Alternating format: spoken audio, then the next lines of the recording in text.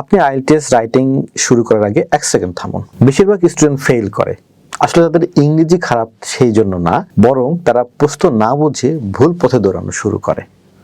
তারা প্রশ্নের নেচারটাই বুঝতে পারে না। আমি মোস্তাকিম আপনাদের সাথে রয়েছি এনটিভি আয়োজিত নিয়মিত আইএলটিএস সিরিজে। আপনাদেরকে আরেকবার স্বাগতম।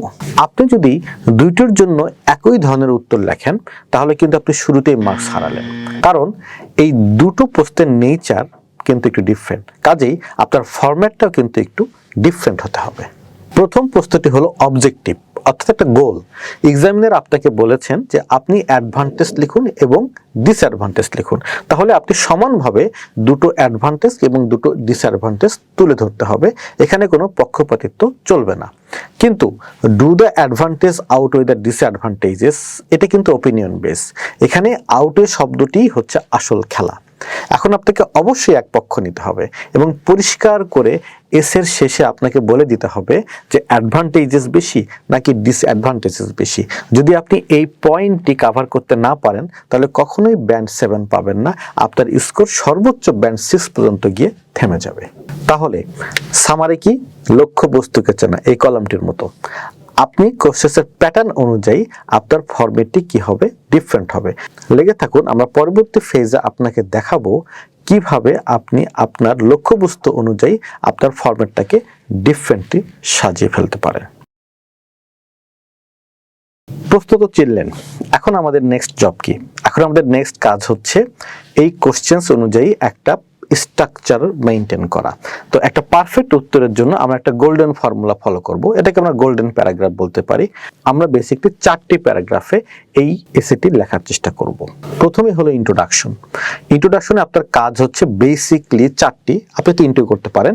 প্রথম কাজটি হচ্ছে আপনি একটা জেনারেল ইন্ট্রোডাকশন, অর্থাৎ হচ্ছে আপনি এই টপিকের উপর একটা প্রেজেন্ট সিচুয়েশন লিখে শুরু করতে পারেন। তারপরে সেন্টেন্সে আপনি টপিকটাকে ইন্ট্রোডিউস করবেন, আমাদের মূল টপিকটি কি।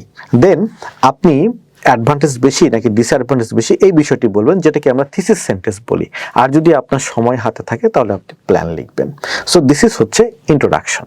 বডি প্যারা 1, বডি প্যারা 1-এ আপনি অ্যাডভান্টেজেস লিখবেন। মনে রাখবেন অ্যাডভান্টেজেস কিন্তু, অর্থাৎ একটি অ্যাডভান্টেজ না, দুটো অ্যাডভান্টেজ লিখতে হবে। এবং বডি প্যারা 2-তে গিয়ে আপনি দুটো ডিসঅ্যাডভান্টেজ লিখবেন। তাহলে দুটো অ্যাডভান্টেজেস এবং দুটো ডিসঅ্যাডভান্টেজ লিখলেন। সব শেষে যেটি আসবে সেটি হচ্ছে কনক্লুশন। কনক্লুশনে গিয়ে আপনার মতামত প্রথমে দিবেন, অথবা যদি মতামত না চাই তাহলে আপনি পুরো এসেটার একটা সামারি লিখবেন এবং শেষে আপনার একটা ফাইনাল থট অথবা রিকমেন্ডেশন দিয়ে আপনি আপনার এসেটাকে শেষ করে ফেলবেন। আর কনক্লুশন কিভাবে লিখতে হবে, বডি প্যারা কিভাবে লিখতে হবে এবং ইন্ট্রোডাকশন কিভাবে লিখতে হবে সেগুলো কিন্তু আমরা ধারাবাহিকভাবে আলোচনা করেছি ঠিক আমাদের এই এপিসোডের আগের 3টি এপিসোডে। সো আপনার যদি কোনো প্রশ্ন থেকে থাকে কনক্লুশন নিয়ে, দেখে আসুন আমাদের আগের এপিসোডটি। চলুন আমরা এবার একটা রাইটিং দেখে আসি কিভাবে আমরা আমাদের ইন্ট্রোডাকশনটাকে অর্গানাইজ করতে পারি। যখন আমরা একটা ইন্ট্রোডাকশন লিখবো তখন আমাদের মনে রাখতে হবে আমরা 3টি পয়েন্ট এখানে কনসিডার করব। সো ফর দিস এসে, অর্থাৎ ইন্ট্রোডাকশনের জন্য আমরা কি লিখতে পারি? আমরা লিখতে পারি এভাবে একটা ব্যাকগ্রাউন্ড সেন্টেন্স। সেই ফর এক্সাম্পল, এই যে বিশ্বায়নের যুগে এখন কিন্তু স্টাডিং অ্যাব্রড মোটামুটি গ্লোবাল হয়ে যাচ্ছে। এবং এর পরের সেন্টেন্সটি কি হবে দেখুন, এর পরের সেন্টেন্সটি হবে সেখানে হচ্ছে এখন এর ফলে প্রচুর স্টুডেন্ট দেশে বিদেশে পড়তে যাচ্ছে। এইটাই কিন্তু আপনার মূল টপিক। এবং এট দ্য ফাইনাল থট আপনার কি হতে পারে এখানে, সেটা হচ্ছে আপনার থিসিস সেন্টেন্স, অর্থাৎ আপনি এই এসেতে কি লিখতে যাবেন। এই এসেতে আপনি লিখতে যাচ্ছেন যে একটি পজিটিভ এবং একটি নেগেটিভস হচ্ছে স্টাডিং অ্যাব্রড। সো এই 3টি সেন্টেন্স যদি আপনি ইন্ট্রোডাকশনে ইনক্লুড করেন তাহলে আপনার একটি চমৎকার ব্যান্ড 9 একটি ইন্ট্রোডাকশন তৈরি হয়ে যাবে। দেখলেন তো, একদম পানির মতো সহজ। এই 3টি লজিক্যাল ধাপে আপনি আপনার ইন্ট্রোডাকশনটি খুব সহজেই শেষ করতে পারেন। ইন্ট্রোডাকশন তো হলো, এখন আসুন চলুন বডি প্যারাগ্রাফ নিয়ে আলোচনা করি। বডি প্যারাগ্রাফকে শক্তিশালী করতে আপনি অবশ্যই পিল মেথড ফলো করবেন। পিল মেথড নিয়ে বিস্তারিত আলোচনা আমাদের এই 2টি ক্লাস আগে আপনি যদি স্ক্রল করেন তাহলে দেখতে পাবেন। ওকে, এবং এই মেথডটি ফলো করলে আপনার লেখায় কোনো গ্যাপ থাকবে না। পিন মেথডটি বেসিক্যালি হচ্ছে পয়েন্ট, এক্সপ্লেনেশন, এক্সাম্পল এবং লিঙ্কস। চলুন দেখে আসি আমরা পিন মেথডটি ইউজ করে কিভাবে আমাদের এই বডি প্যারাগ্রাফটা লিখতে পারি।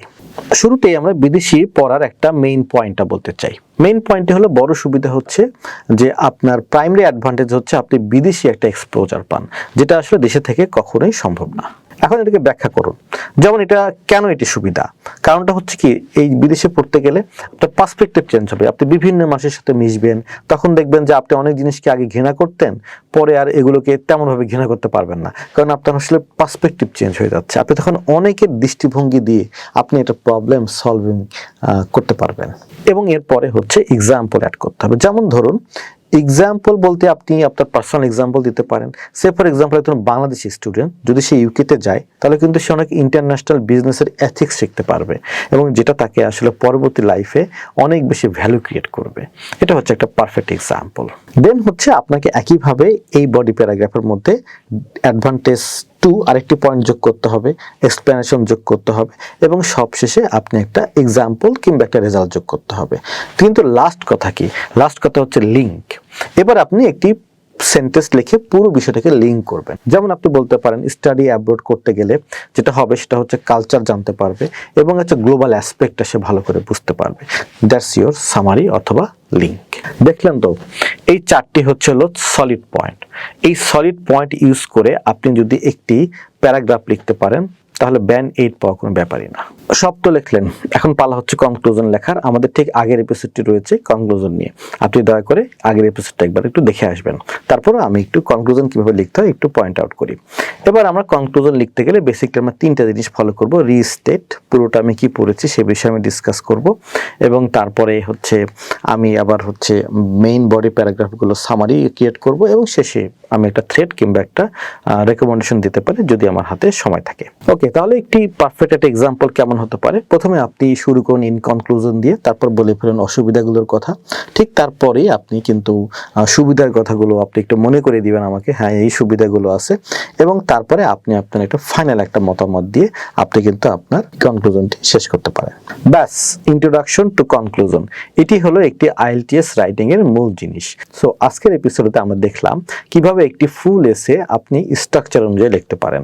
এবং এই এপিসোডটি দেখার আগে আমি আপনাদেরকে রিকোয়েস্ট করব ওয়ান্স अगेन আমাদের আগের 3টে এপিসোড দেখে তারপরে এপিসোডটি দেখবেন, তাহলে আপনার কাছে পুরো বিষয়টি মোটামুটি ক্লিয়ার হয়ে যাবে।